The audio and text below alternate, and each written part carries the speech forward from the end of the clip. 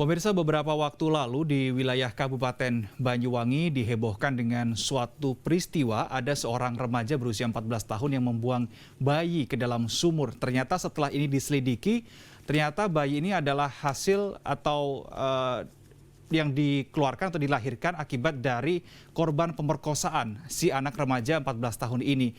Maka dari itu kita akan angkat tema besar pada siang hari ini, cerita pilu pelajar SMP buang bayi bersama saya, Renu Reksa.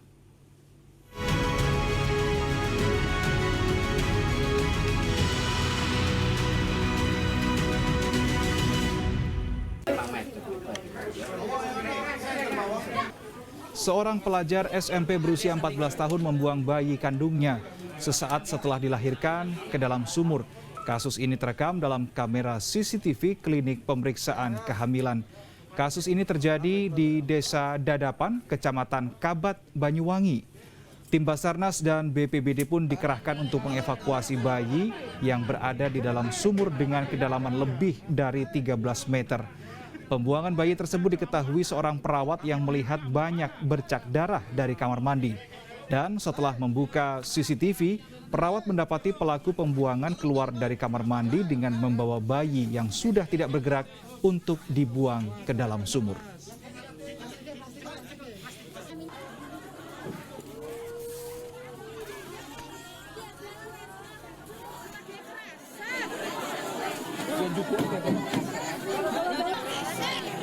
Sumur, kita temukan jejak darahnya, kita ikuti kok ke arah sumur gitu. Jadi ya kita laporkan pada pihak kepolisian. Akhirnya memang benar ditemukan bayi laki-laki di dalam sumur. Untuk bisa mengupas tema kita pada siang hari ini dan menyoroti informasi pengantar kita tadi, pemirsa, saat ini di Studio Metro TV Jawa Timur sudah hadir aktivis perlindungan perempuan dan anak, Joris Lato. Selamat siang, Bang Joris. Baik, Bang Joris, terkait dengan fenomena yang peristiwa yang sudah kita saksikan tadi di informasi pengantar, ada remaja berusia 14 tahun kemudian melahirkan dan membuang bayi ini ke dalam sumur. Apa yang menjadi sorotan catatan utama Anda, Bang Joris, terkait peristiwa ini? Sebelum ke sana saya katakan bahwa ini adalah sebuah keprihatinan yang luar biasa. Ini akibat dari kesalahan orang dewasa. Oleh karena itu saya katakan di awal, saya katakan berikan yang terbaik untuk anak. Bahwa dia tidak tahu apa yang dia lakukan. Saat ini dia sedang menderita luar biasa. Dengan adanya berita-berita seperti ini membuat anak semakin takut. Apalagi ketika dia hidup di masyarakat. Oleh karena itu, kalau ada kasus seperti ini harus diselesaikan sampai tuntas. Karena saat ini dia adalah korban. Kalau dia korban, maka selesaikan dia dengan perspektif korban. Bagaimana perspektif korban yang Anda maksud? Iya, nomor satu, kita harus berpihak. Ada advokasi. Harus ada orang yang berada di sekitarnya. Negara harus hadir menjadi bagian dalam kehidupan dia ke depan. Karena nomor satu, dia tidak tahu apa yang dia lakukan. Anak belum cakap hukum. Ketika dia melempar ke dalam sumur, sebetulnya dia hanya mengatakan, saya tidak mau ada masalah dengan saya. Kalau dia mau lakukan kejahatan, misalnya dia langsung menyembunyikan bayinya. Tapi tidak. Karena ketidaktahuannya dia, maka dia melakukan seperti itu. Oke, ini sudah terlanjur terjadi, Bang Joris. Bagaimana remaja berusia 14 tahun ini membuang bayinya ke dalam sumur. Sebelum kita follow up ke sebenarnya apa yang membuat dia membuang bayi itu, sebelum kita ke sana, kita akan soroti juga bagaimana seharusnya kemudian keluarga dari remaja ini berperan saat ini. Iya, ngomong soal anak ini kan bukan hanya milik keluarga semata. Ya. Anak ini ada hubungannya dengan keluarga, ada hubungan dengan lingkungannya, dengan kamu, ada hubungannya dengan negara. Oleh karena itu seharusnya ada kerjasama yang baik antara satu dengan yang lain. Nilai-nilai yang dibangun di keluarga harus selaras dengan regulasi yang ada. Dan ketika kita ngomong soal negara, bagaimana negara hadir, bagaimana negara memberikan nilai-nilai edukasi kepada keluarga itu. Negara yang Anda maksud di sini siapa? Pemerintah terdekat. Oke ya. Ya, bisa melalui dinas sosial bisa atau apa dinas ya? pendidikan, kalau di sekolahnya, di sekolah bisa dinas apapun. DP3A atau apapun di sana yang berkaitan dengan kehidupan anak di sana. Oke. Itu yang harus dekat. Berarti Anda melihat ketika hal ini terjadi, peran dari negara itu masih belum terlihat terang di sini? Katakan bahwa semua sudah melakukan itu. Jawa Timur itu wilayah yang layak anak. Oke. Nah, artinya bahwa kalau negara sudah hadir, bahwa nilai-nilai itu sudah selesai, semua aturan-aturannya sudah selesai, saya pikir ini persoalan-persoalan seperti ini semakin banyak yang menghilang. Tapi kenyataan dari hari ke hari itu tetap ada. Pertanyaan saya, konsep pencegahan itu seperti apa? Itu harus selesai dulu.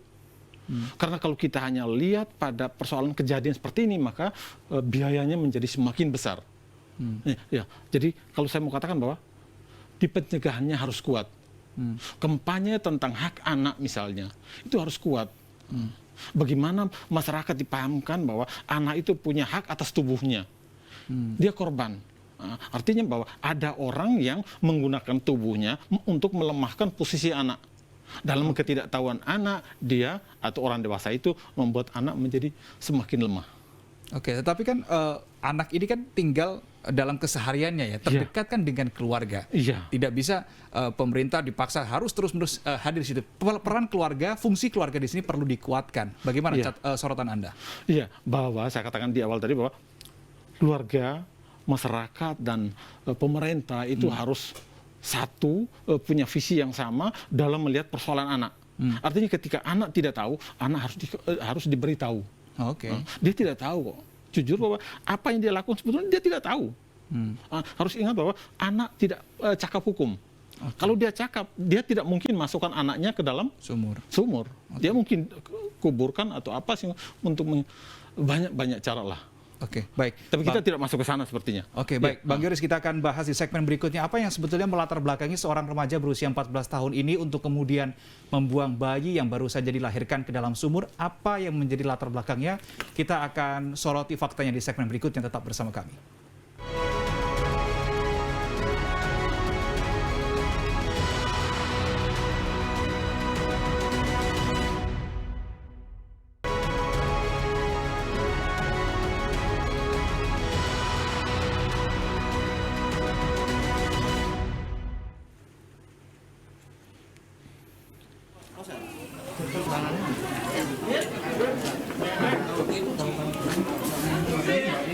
Pelajar yang membuang bayi di dalam sumur di Banyuwangi ternyata merupakan korban pemerkosaan.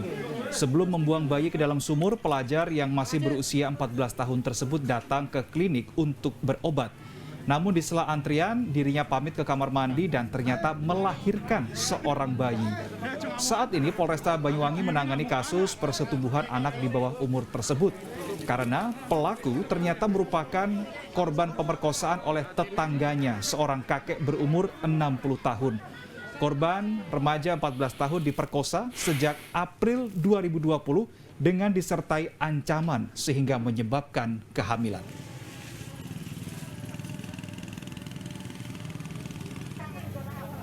Menangani suatu kasus persetubuhan, di mana di dalam persetubuhan tersebut yang menjadi korban adalah anak-anak, sehingga mereka ataupun yang bersangkutan korban tersebut membuang janinnya yang berusia 5 bulan. Kita sambung pemirsa perbincangan bersama dengan Bang Yoris Lato yang merupakan aktivis perlindungan perempuan dan anak. Bang Yoris, ketika kita sudah melihat fakta, ternyata remaja 14 tahun ini membuang bayi hasil pemerkosaan yang dia alami selama bertahun-tahun ya. Ada satu tahun lebih, April tahun 2020. Ada pendapat, ada sorotan Bang Yoris? Bahwa anak tadi katanya anak diperkosa dengan ancaman. Betul. Artinya bahwa tubuh anak distimulir lalu diancam, membawa dia pada titik nol, membuat dia tidak berdaya, dan setelah itu anak dibiarkan untuk mencari perlindungan sendiri. Artinya membiarkan saja. Di situ anak saya pikir luar biasa penderitaannya. Dan oleh karena itu saya pikir kita perlu menyoroti bagaimana perilakunya si kakek ini. Yang merupakan tetangga nih. Tetangga. Oke. Nah, seharusnya kita, misalnya keluarga, harus tahu keberadaan anak kita. Kalau saya ngomong soal keluarga, dengan siapa dia bergaul, kemana saja, Betul. sekolah pun. Tapi sekolah ini sekarang ini kan notabene masih sekolah daring ya, jadi Virtual tidak ya? Virtual ya. Nah itu mungkin beda. Tapi bahwa keluarga harusnya paham hak anak, bahwa anak harus dilindungi. Salah satu perlindungan adalah memberikan pengetahuan tentang hak atas tubuh, bagian tubuh mana yang tidak boleh disentuh. Ini anak 14 tahun, dia belum tahu bahwa ketika dia disentuh bisa saja dia menerima sentuhan itu, tapi bahwa yang lebih bahaya lagi ketika anak sudah menerima, dia diancam. Itu menjadi sangat bahaya. Bang Yoris, salah satu yang bisa menuntaskan setidaknya untuk permasalahan kekerasan seksual pada anak adalah aspek keterbukaan dari korban itu sendiri. Tetapi kalau tadi kita mendengar bahwa Bang Yoris menyoroti bahwa ini mengalami pemerkosaan dengan ancaman. Berarti ini menutup ruang keterbukaan dari korban, sehingga membuat korban ini merasa lebih nggak punya keberanian untuk memberitahukan pada keluarga, dan membuat pelaku semakin berani untuk meneruskan kejahatannya. Apakah hal ini juga menjadi pemantik kasus serupa terus-menerus terjadi? Ya memang modus operandi seperti itu. Jadi ketika anak sudah digiring berada dalam situasi bergantung pada eksploitator, anak sudah tidak berdaya, maka pelaku akan terus melakukan itu. Di mana-mana memang seperti itu. Dan itu yang harus dipahami, bahwa ketika anak berada dalam tekanan, dia tidak akan berani. Karena dia nggak tahu. Seberapa keras dia didorong untuk terbuka, tetap tidak akan bisa? Tidak bisa, karena kalau kita ngomong soal seks ini sesuatu yang yang aib. Ini bukan persoalan anak pribadi secara pribadi, malu secara pribadi, tapi juga dia menutup rasa malu keluarganya. Ini ngomong soal banyak kaitan. Bisa takut nanti bicara soal pendidikan, dia ngomong soal moral keluarga atau apa. Ini banyak sekali kaitan-kaitannya. Jadi wajar kalau dia harus tertutup. Dan di situ pelaku menjadi semakin berani untuk mengambil keuntungan dari tubuh anak. Merajalela itu tadi. Merajalela. Iya, kalau dia cerita, bisa saja orang akan menghakimi dia. Oh, kamu yang mau duluan, bisa-bisa. Nah ini, ke keluarga juga sama. Keluarga pasti menghakimi anak, ke temannya. Nah, di situ membuat anak semakin tidak tahu harus kemana. Nah, yang saya katakan di awal tadi bahwa harus ada orang atau ruang-ruang khusus yang dibangun oleh negara supaya kalau misalnya ada kasus seperti itu, anak menjadi lebih cepat untuk memberikan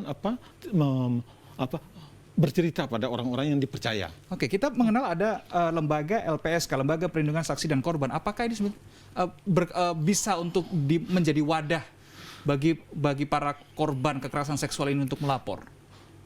Ya, kalau ada sih pasti ada.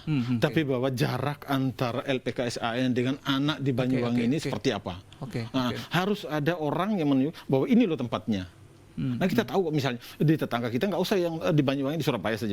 Ketika anak mengalami korban, kemana dia harus? Dia masih bingung kok. Nah ini perlu komunikasi, edukasi, informasi yang intens kepada orang anak-anak atau kelompok-kelompok yang kita petakan sebagai kelompok yang perlu mendapatkan pengetahuan-pengetahuan seperti itu. Kita ngomong soal anak perempuan, anak atau orang-orang yang memang butuh pengetahuan itu. Dan itu harus terus.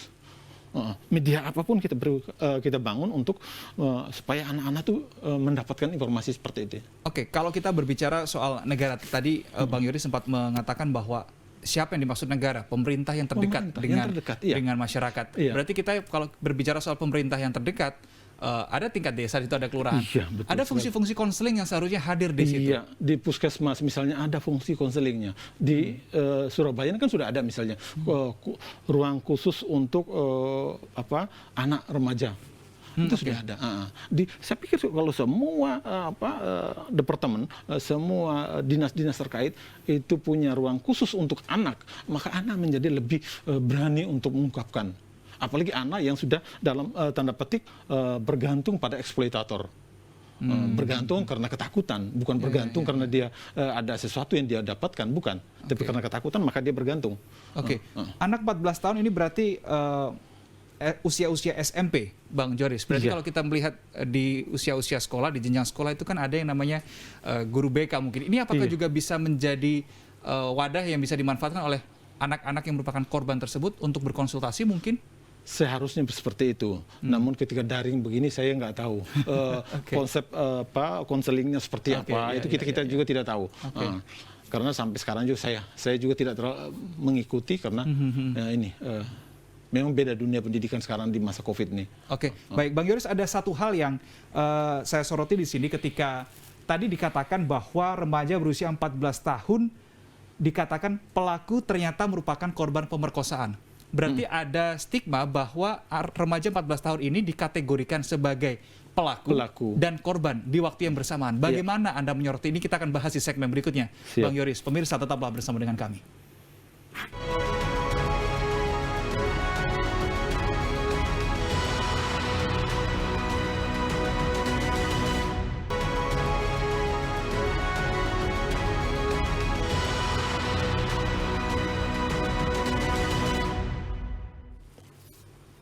Anda masih bersama kami pemirsa dalam program Titik Tengah. Kami membahas tema cerita pilu pelajar SMP buang bayi, di mana pelajar SMP tersebut merupakan korban pemerkosaan yang berlangsung sejak bulan April tahun 2020 dan berlangsung di bawah ancaman oleh pelaku.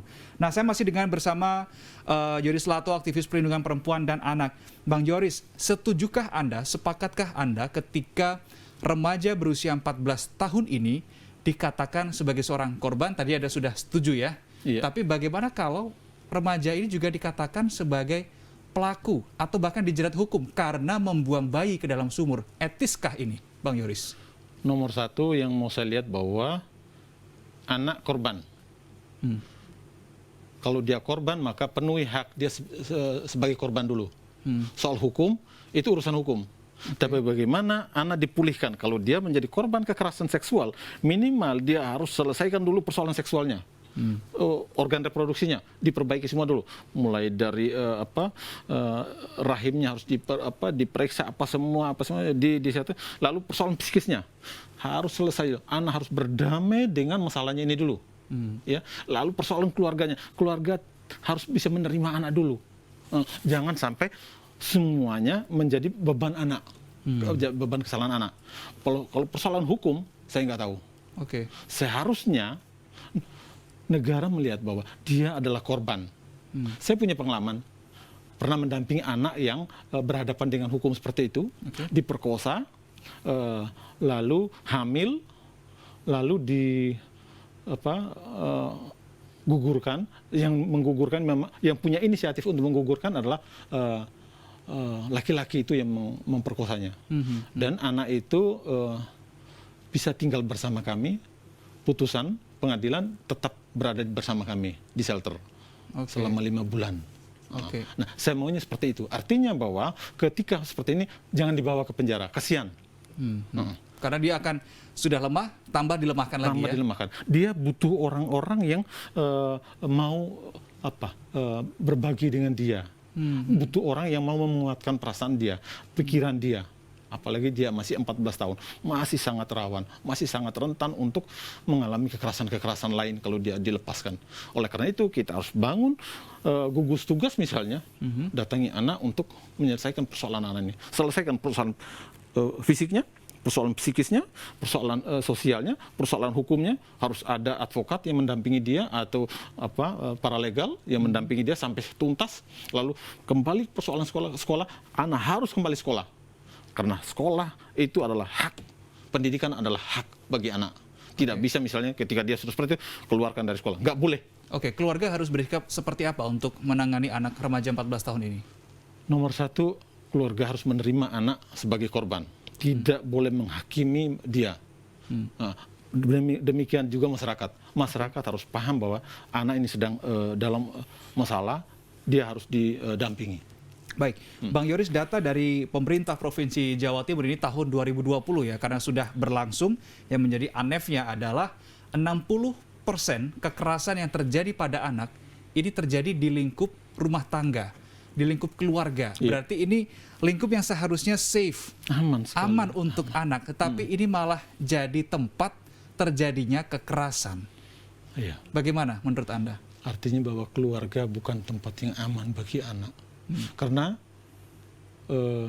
keluarga tidak memahami hak anak. Pertanyaan saya, kalau kita kembali ke belakang, ketika dia menikah, apakah dia sudah siap untuk membangun keluarga? Nah, seharusnya sebelum ini mungkin ini sebagai usulan, sebelum pasangan itu menikah untuk hidup bersama, harusnya mendapatkan pelajaran, misalnya tentang gender, tentang kesehatan reproduksi, tentang bagaimana konsep parenting, konsep pengasuhan anak itu seperti apa. Itu harus dibangun bersama, harus punya kesepakatan. Ketika nilai-nilai ini tidak hidup dalam keluarga, maka bisa saja melahirkan persoalan-persoalan seperti itu. Kekerasan akan muncul. Dan ini kita lihat bahwa 60% kejadian kekerasan itu justru lahir dari keluarga. Itu yang terungkap? Itu yang terungkap.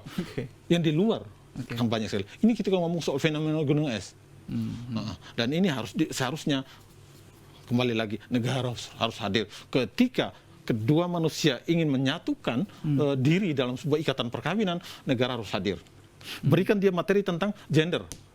Berikan dia materi tentang kesehatan reproduksi, hak-hak anak, itu harus ada. Oke, jadi menikah jangan asal menikah saja ya? Jangan asal menikah. Oke. Ketika menikah dia membangun sesuai keluarganya sesuai dengan perspektif dia.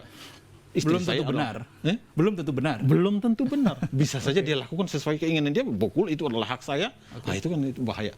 Oke, baik. Bang Yoris, bagaimana kemudian upaya yang bisa dilakukan dalam hal ini? Kita berbicara lintas sektor ya, tidak hanya pemerintah, masyarakat umum, kemudian keluarga dan sebagainya, supaya menjadikan kekerasan seksual ini bukan lagi menjadi fenomena gunung es yang pertama. Ini bisa terungkap semuanya. Apa yang harus kunci nomor satunya? Keterbukaan? Keterbukaan nomor satu. Oke. Ya. Lalu kedua, kampanye tentang hak anak itu harus terus dan terus. Konsep pencegahan itu harus jelas. Karena ketika konsep pencegahan nggak jelas, atau mengatakan bahwa kami sudah melakukan, itu bahaya. Indikatornya harus dibaca semua masyarakat. Kalau kamu sudah melakukan, kalau negara mengatakan sudah selesai, indikatornya dijelaskan, harus ditunjukkan. Bahwa kami, masyarakat tahu, oh ini ada. Bahwa negara benar-benar hadir dalam memberikan pengetahuan, pemahaman tentang hak anak misalnya. Atau kembali tadi misalnya saya katakan bahwa ketika masyarakat atau dua manusia ingin menyatukan diri dalam ikatan perkawinan, dia harus memahami nilai-nilai tentang pola pengasuhan anak. Itu harus ada. Baik, Bang Yoris, kalau pengalaman Anda, butuh waktu berapa lama untuk melakukan trauma healing pada korban kekerasan seksual ini? Jujur bahwa atau berbeda-beda setiap individu? Iya. Karena manusia itu unik, nomor satu, dan juga perkaranya itu berbeda-beda. Misalnya ketika yang paling lama itu adalah kalau rumah adalah sumber masalah. Itu paling sulit. Kenapa? Ketika dia mau pulang, justru rumah tidak terima. Misalnya pelakunya ayah tirinya misalnya. Si ibu, wah jangan, nanti kalau kau pulang ke sini nanti malah merepotkan saya. Atau itu seperti. Jadi, untuk proses trauma healing ini, apa yang harus diperhatikan oleh mereka mungkin para orang pemerintah ya tadi, bagi para negara yang akan melakukan membimbing secara konseling, apa yang harus diperhatikan untuk membimbing si remaja 14 tahun ini? Nomor satu, komprehensif. Dalam artian? Semua yang berkaitan dengan hak anak ini harus dipenuhi. Ya. Ketika anak mengalami kekerasan, persoalan psikisnya harus diselesaikan dulu. Dan itu tidak hanya satu kali. Terus-menerus datangi dan ulangi lagi sampai anak benar-benar berdamai dengan masalahnya. Kedua, persoalan fisik diselesaikan. Persoalan kesehatan reproduksi, bisa saja si kakek tadi punya penyakit kelamin. Itu diperiksa gitu. Bisa saja si kakek punya HIV/AIDS. Diselesaikan itu. Menjadi bahaya untuk korban. Menjadi bahaya untuk anak. Lalu persoalan pendidikan. Anak harus benar-benar selesai, dan ketika proses hukum berjalan, anak tetap sekolah. Sekolah harus tetap menerima anak. Apapun itu ya? Apapun situasinya. Karena sekolah punya kewajiban untuk mencerdaskan anak. Oke, dan anak tetap memiliki haknya sebagai anak. Baik, terima kasih Bang Yoris Lato, aktivis perlindungan perempuan dan anak sudah bergabung bersama kami. Pemirsa, demikianlah dialog kita pada kesempatan kali ini. Terima kasih atas kebersamaan Anda. Tetap jaga protokol kesehatan dimanapun Anda berada. Sampai jumpa.